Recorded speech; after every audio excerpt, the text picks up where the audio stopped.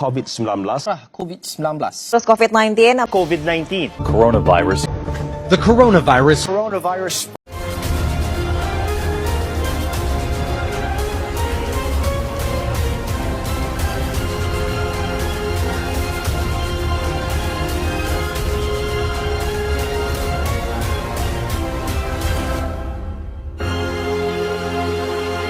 Hello everyone, I will start this presentation by explaining to you guys about the impact of COVID-19 in terms of microeconomic towards the Malaysian hospitality and tourism industry. So, as we all know that COVID-19 is an infectious illness brought on by the coronavirus that causes severe respiratory syndrome. Unfortunately, the COVID-19 coronavirus outbreak has confirmed negative prediction about the state of the world economic and people daily life. The World Health Organization, which is WHO, declared that COVID-19 to be a pandemic on March 11, 2020. China was the first country to register the spread of the virus with more than 18,000 people affected. How? How is it impacting the tourism industry? So, the answer is, the local hotel business began laying off employees in March 2020, along with additional unpaid leave and compensation reduction as a result of the COVID-19 pandemic effect on the industry. Additionally, as COVID-19 spread, a pandemic will slow down economic activity in another country. If this situation is not managed properly, it will contribute to an economic crisis. So, the Movement Control Order MCO has made the Malaysian Association of Hotel MEH expect a loss of revenue of RM 516.72 million. Next, this is the sources of the Star Malaysia reported that out of sample size of 299 workers in the hotel business, 2,041 staff members were let go, 70% were instructed to take unpaid leave, and 9% had their pay reduced. Actually, when this happened, it gave a huge impact of COVID-19 on the Malaysian economy. Then it boosts the unemployment rate, and it is estimated to be at 4% individuals in 2020 and up from 3.3% in 2019. So the total job of 25,000 in the industry and the potential of job losses between 10 until 20% due to cut off production and less demand in air travelling that affect the industry globally. Moreover, some companies are forecasted to cease operation. Also, the manufacturing sector contribution to GDP is RM 616 billion, which is 22.3% of the national GDP of 1.4 trillion, and the potential losses of RM 12.9 billion during 14 days of MCO. Last but not least, the COVID-19 has significantly impacted the global economic environment in 2019, affecting a wide range of countries. Based on the introduction that I explained, this MCO has given a big impact toward the Malaysian hospitality and tourism industry. There are a lot of issues that lead to microeconomic problem. One of the issues is the hotel and airline break-off. Many airlines began to decline their flight because Malaysian Airlines has acknowledged that it is currently in a serious situation and it's encouraging employees to volunteer for unpaid off. However, due to the COVID-19 health pandemic, neither citizens nor tourists are allowed to travel for leisure or enjoyment within his country or abroad. It is because all travelling activities were automatically closed to avoid the virus spreading a lot. And from this, it affects hotel cancellation and they are forced to close their hotel. In fact, this causes losses to the hotel because of the raw material, electricity that they use. For example, MEH went on to outline the losses suffered by the local hotel business, which is reported amount to RM 75.96 million between January 22 and March 20. However, Kuala Lumpur has seen a significant increase in booking cancellation with 61,859 cancellation over time, leading to a loss of RM 24.91 million. So, the COVID-19 give impact in terms of aggregate demand and aggregate supply. For the aggregate demand, there is a decrease in tourists coming to the Malaysia. From the supply side, it's remain constant, and we can see that there will be a wastage of electricity and raw material that will cause them to shut down a certain level of room in the hotel to reduce the cost of electricity. It occurs when aggregate demand decrease and aggregate supply remain constant. Ladies and gentlemen, shall we start addressing the second issue? The second macroeconomic problem that we as a group can gather is employment during the pandemic. As we all know and witness During the pandemic of COVID-19, a lot of companies laid off their employees to cut costs. We heard and saw a lot of people losing their career due to the company not being able to keep them as employees. Therefore, you may ask, how is this affecting the hotel industry?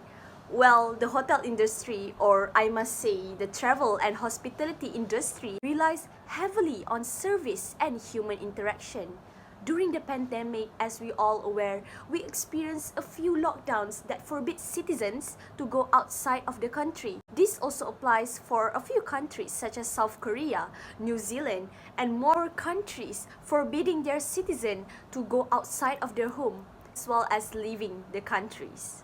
Ladies and gentlemen, as a result of this, Malaysia recorded a massive drop of 83.4% in tourist arrivals in 2020 as per the Journal Star of Malaysia Tourism Board. And as we all know, hotel property and establishments usually have tremendous amount of staff and employees from the main entrance, front of the house, back of the house, part-timer, contract worker, and so on. Therefore, without the hotel employees to give the service and the tourists to receive the service, the hotel industry pretty much slowly has to cut the unnecessary employees. As a result, the employment issue hit the countries, and tourism and hospitality industry is not exception to it. Hi, welcome to my section. Ladies and gentlemen, let us now turn our attention to the third issue at hand. The third microeconomic problem that we as a group can get is the national income decrease. As we all know and witnessed during the COVID-19 pandemic had a significant impact on the microeconomic national income worldwide, including the hotel industry. We observed a decrease in our national income during that period, which was primarily attributed to a decline in purchasing power. During the pandemic, many individuals experienced job losses, reduced working hours, or uncertainty about their financial situation. As a result, consumers had less disposable income to spend on goods and services. This decrease in consumer spending directly affects businesses' revenue, leading to a decrease in national income.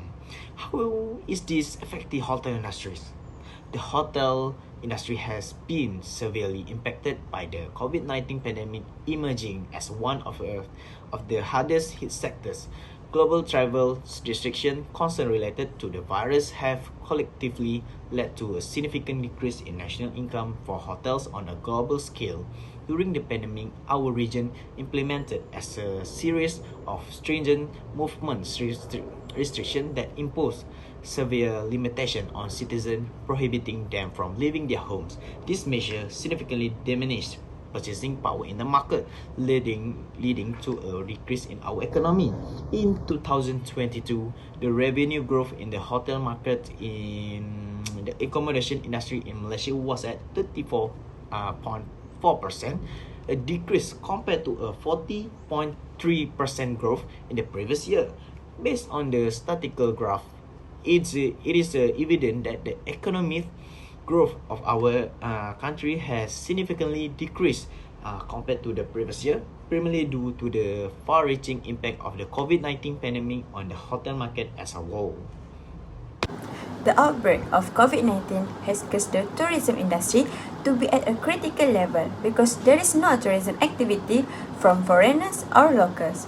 Also, the outbreak of COVID-19 is decreasing and the government has also allowed movement to leave the state or other countries, but people are still worried about the safety of themselves and their families to travel.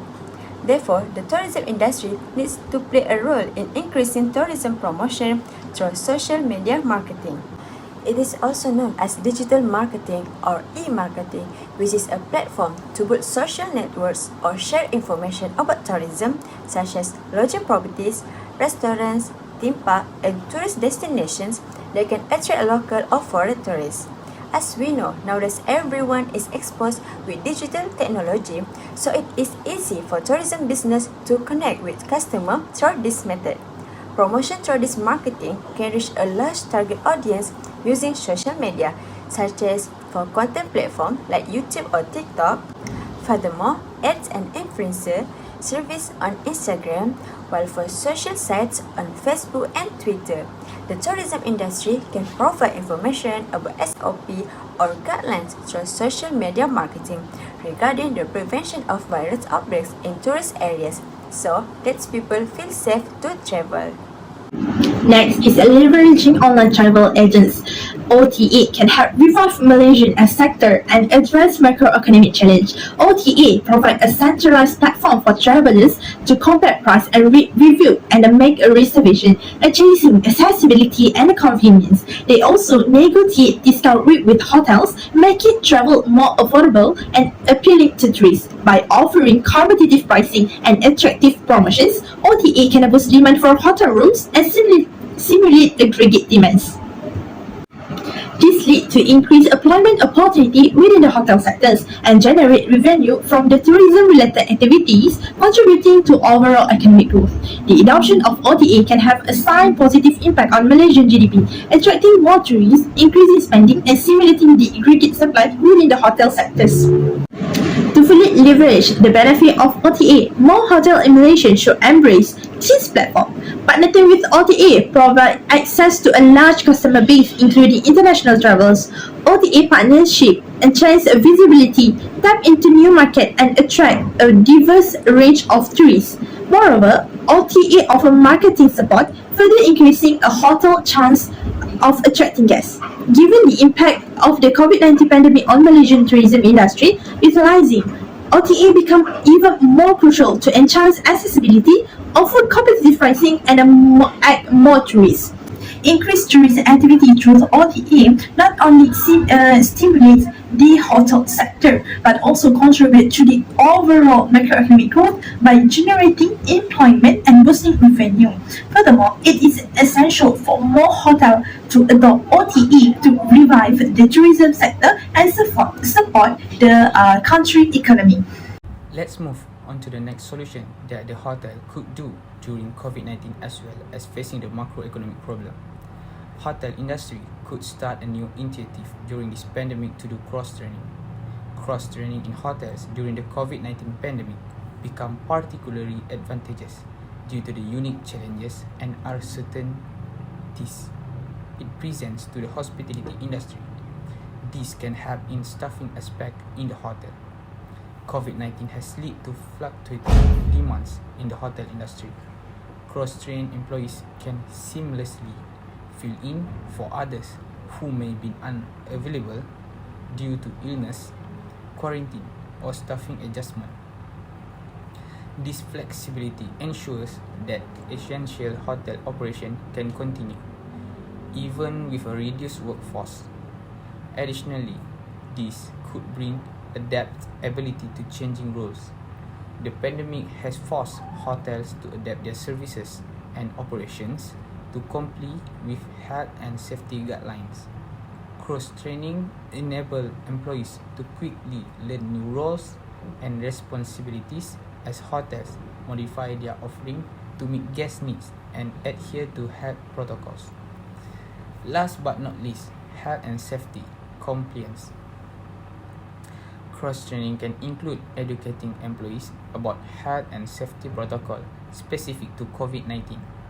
This ensures that all staff members are well informed and capable of implementing necessary measures to protect guests and themselves. Audio Jungle.